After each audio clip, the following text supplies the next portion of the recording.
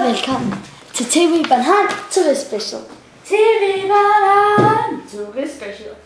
Jeg hedder Erika Jacobsen, og på grund af dagens anledning har jeg inviteret Mia Madsen, som arbejder på turistkontoret i Rønne. Hej Erika. Hej Og Mia. hej til jer derhjemme. Hej Mia. Hej. Du kommer jo som sagt fra turistkontoret i Rønne. Det er korrekt. Ja. Jeg har et spørgsmål til dig. Ja, du ser Eller dejligt. jeg vil stille en helt række spørgsmål til dig. Om turismen på Bornholm. Ved man noget? Nej. Nå, okay, så. Ja. Jo, du vil nok komme fjernsyn nu. Yay. Okay. Men først, er du klar til første spørgsmål? Det kan du tro, jeg er. Første spørgsmål. Hvor mange turister kommer der cirka til Bornholm hvert år? Hvert år. Jeg tror, det løber helt op i 0,5 million. 500.000 mennesker? Ja. Det var meget. Ja. Det er over alle dem, der bor i Rønne, faktisk. Det må man nok sige. Ja, det må man. Men der kommer jo så mange mennesker Ja. til Bornholm. Ja. Hvorfor tager de ikke bare til Sjælland og Jylland og sådan derovre, i stedet for at tage til Bornholm? Hvad er det, Bornholm har, som resten af Danmark ikke har? Søde ven. Vi har røget sild. Vi har den bedste natur, man kan få i Danmark.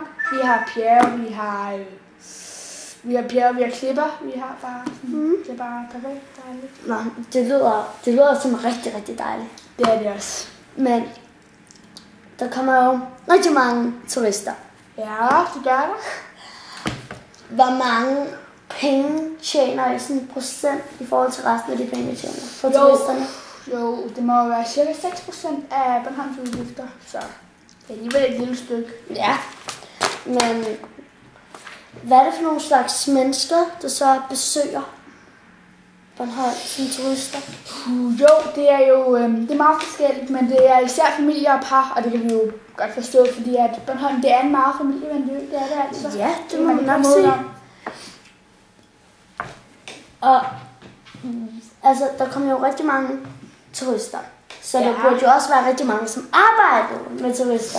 Jo, det Kan er. du se, hvor mange der er? Ja, det kan jeg. Der er cirka 1.500 mennesker, der arbejder med turister. Nå, det var da et godt stykke. Ja, det var det.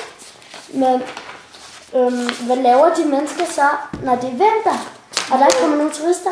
Det kommer lidt an på, hvilket job de har. Det kan være, at de gør sig klar til, at turisterne kommer igen. Men der er faktisk også nogen, der holder fri. Hvem holder fri? Det er for eksempel tjenerne. De har ikke noget forberedt. Nå. Ja, og så vil jeg godt stille dig det aller sidste spørgsmål. De bliver bare løs. Hvilken er din yndlingsby på Bornholm? Det må være Gudhjem. Det må det. Eller Svaneke, fordi de har simpelthen nogle lækre ting. Nå. Ja, der var engang en lille pige, der kom hen til mig. Hej, du er ikke dronning af Svaneke? Og så sagde jeg, jo, det er jeg. Og så, så sagde hun sådan, hej, jeg vil hjælpe til min bror. Og så sagde jeg, ja. Ja, tak fordi jeg måtte interviewe dig. Jamen, det var da så lidt. Ja. Ja, vi ses. Det gør vi. Og så nu vil jeg godt interviewe Hansi, som netop er ankommet til Bornholm efter reklamepauserne. Vi ses.